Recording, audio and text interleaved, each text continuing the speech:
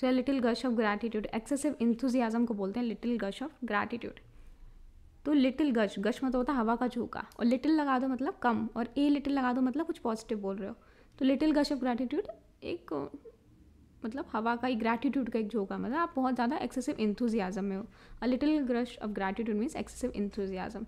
And the word is live wire, lively and active. जैसे concerts होते हैं तो उसमें क्या होता है, सब लोग लाइवली एंड एक्टिव इंगेज कर रहे होते हैं, तो उसे एक लाइव वायर बोल सकते हैं। Lively and active means live wire. Then जैसे फॉर एग्जाम्पल करंट होता है, वायर क्या होता है, जब वो लाइव होगा मतलब उसमें करंट जा रहा होगा तो बहुत लाइवली एंड एक्टिव होगा, means that wire is active. तो live wire means lively and active. And other word is man in the street है, सड़क पे चलने, राह पे चलने वाले आदमी, वो क्या होते हैं, ऑर्डिनरी पर्सन या common man. Common man ordinary person को बोल सकते हैं man in the street. Then a man of letters, letters का मतलब होता है वर्ड, और अनदर मीनिंग होता है नॉलेज, किसी को बहुत ज़्यादा नॉलेज हो, बहुत ज़्यादा एक्सपीरियंस हो। तो man of letters means a literary person. तो अगर कोई लिटरेरी पर्सन है तो वो लेटर्स में आपसे बात करेगा, अच्छे से बात करेगा, ऐसे नहीं कुछ भी लिख दे, जैसे नहीं व्हाट्सएप लैंग्वेज नहीं, अच्छे से बात करेगा। तो he is a man of letter मतलब he is a literary person.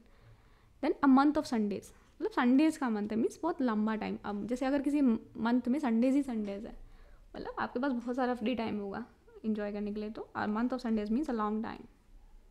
Another word is a red letter day. तो रेड का मतलब होता है एक्साइटमेंट, जैसे शादी में भी रेड कलर यूज़ होता है बिकॉज ये एक्साइटमेंट शो करता है। तो red letter day a day memorable for joyful event, मतलब आप बहुत ज़्यादा एक्साइटेड हो गए बिकॉज रेड एक्साइटमेंट को शो करता है। Red letter day means a day memorable for joyful event, मतलब आप डे को एक किसी दिन को याद रखते हो बिकॉज वो जॉयफुल होगा। फॉर एग्जाम्पल अपनी शादी को याद करते हो, वहाँ पे रेड कलर के लाइक साड़ी पहनते हो बिकॉज वो क्या है आपके लिए मेमोरेबल और जॉयफुल इवेंट है। And the word is a rough violent troublesome person, उसे बोलते हैं टाटार।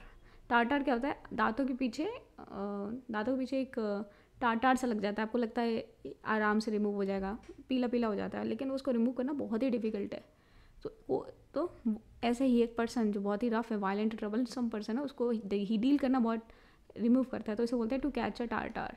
टू कैच अ टाटार मतलब उसको रिमूव करना इज़ वेरी डिफिकल्ट। एंड तो वर्ड इज सेक्रेट काउ, मतलब ये तो गाय है, मतलब पर्सन जिसको कभी क्रिटिसाइज ना किया जाए, इतना सीधा हो, तो उसे बोलेंगे sacred cow. He is a sacred cow, उसके बारे में क्यों बुरा बोल रहे हो, मतलब he can never be criticised.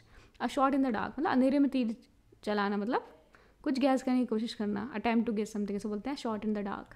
Then a sore point something that hurt, जैसे आपका सोर थ्रोट हो जाता है, गला क्या होता है, सोर हो जाता है जब सर्दी होती है, सोर थ्रोट, तो बहुत तकलीफ होती है, तो आपका गला हर्ट करता है। वैसे सोर पॉइंट क्या होगा, समथिंग दैट हर्ट, से बोलते हैं sore point. So another word is a white elephant. A white elephant मतलब आपके पास एलिफेंट है, वो वाइट है, costly and troublesome possession which without much use of its owner, मतलब कुछ ज़्यादा यूज़ नहीं होता लेकिन उसमें आप क्या है, कॉस्टली है बहुत ज़्यादा। उसको वाइट एलिफेंट का कोई काम नहीं है, वाइट एलिफेंट का कोई काम नहीं है, लेकिन आप रख रहे हो उसका खाना पीना वो सब कर रहे हो, तो आपको क्या है, मतलब उससे कोई फ़ायदा नहीं है लेकिन आपको नुकसान है, तो that thing is a white elephant. Suppose आप कोई अच्छी चीज़ लेके आते हो जिससे कोई फ़ायदा नहीं हो रहा लेकिन आपको नुकसान हो रहा है, आप उसको मेंटेन करने में बहुत कॉस्ट लग रही है, तो वो क्या हो जाएगा, एक वाइट एलिफेंट हो जाएगा।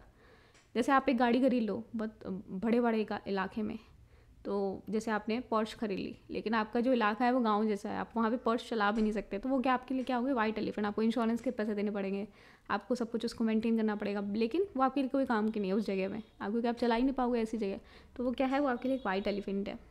Then another word is a wild goose chase. तो इसमें क्या होता है कि एक गेम होता है, उसमें गूस को दौड़ाया जाता है, उसके पीछे भागते हैं, तो उसमें क्या होता है, उसमें कुछ मिलेगा नहीं, क्यों उसके पीछे भाग रहे हैं, गूस के पीछे एक तरीके का पक्षी होता है, जैसे हम लोग यहाँ पे मुर्गी को दौड़ाते हैं, लेकिन उसके पीछे कोई पर्पज़ नहीं होता है, तो उसे बोलते हैं फ्रूटलेस परस्यूट और पॉइंटलेस सर्च। तो उसे बोलते हैं वाइल्ड गूस चेज, कोई फालतू की चीज़ करना, जैसे कोई आउटपुट ना मिले। देन एवर बोर्ड, आप किसी चीज़ के ऊपर हो, एवर बोर्ड मतलब you are honest, you are without any secret, you are ever bored, so you can say that ever bored, honest or without any secret. and बोले Achilles heal क्या था, ये एक पंडित जी थे, उन्होंने एक बच्चे को उसकी हील से पकड़ के पूरा लटका दिया उल्टा, तो उसका क्या हुआ, पूरा जो मतलब हील से पकड़ के लटकाया तो पूरा शरीर तो मतलब पानी के अंदर लटकाया तो पूरा शरीर तो स्ट्रांग हो गया, लेकिन हील उसकी वीक रह गई, बिकॉज उसमें था पानी में डालोगे इतना शरीर स्ट्रांग हो जाएगा, तो वो क्या Achilles heel, a weak point, तो वो वीक पॉइंट रह गया और उसी पे मार के एक्लीज जो भी है उनकी डेथ हो गई, तो इससे बोलते हैं एक्लीज हील, वीक स्पॉट और something. Then add fuel to fire मतलब आग में घी डालना, मतलब किसी मैटर को और ज़्यादा वर्स कर देना और ज़्यादा बुरा कर देना, तो worse in the matter means add fuel to fire. So another word is all the sea.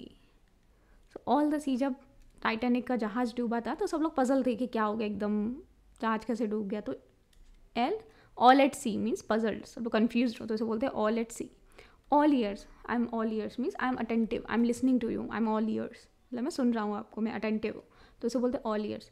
All might and main, इसका मतलब होता है विल फुल फोर्स। अगर आप सारी माइट मतलब अपनी सारी फोर्स लगा देते हो तो उसे बोलते हैं आप अपनी फुल फोर्स से, जैसे all might and main I am preparing for this exam, with full force I am preparing for this exam. तो all might and main means with full force, full force से आप कोई काम करो तो बोल सकते हैं all might and main. And other word is all moonshine, जब चंद्रमा की रोशनी पड़ती है तो उसमें क्या होता है, सारी चीज़ें शाइन करती है, चाहे वो डल हो, चाहे काला कलर हो, चाहे नीला कलर हो, चाहे पीला कलर हो, चाहे कुछ भी हो, वो वाइट वाइट सा दिखता है, शाइनी दिखता है। तो लेकिन वो क्या है, that is for from reality, वो सच में कलर वो चमक नहीं रहा है, वो मतलब डल कलर हो सकता है, वो पीला हो सकता है, लेकिन सब कुछ वाइट वाइटिश सा दिखेगा मून के चांदनी में। तो वो क्या है, it is far from reality, that is concocted, या उसे सुपरफिशियल बोल सकते हैं। That is far from reality means all moonshine, तो मून में तो सब शाइन करते हैं, लेकिन that may be for from reality, it may be superficial. And other word, allow free hand, किसी को फ्री हैंड अलाउ कर दो मीन्स कंप्लीट लिबर्टी दे दो। For example I am allowing free hand to study the way you want to, तो I am giving you complete liberty, तो उसे बोलते हैं अलाउ अ फ्री हैंड।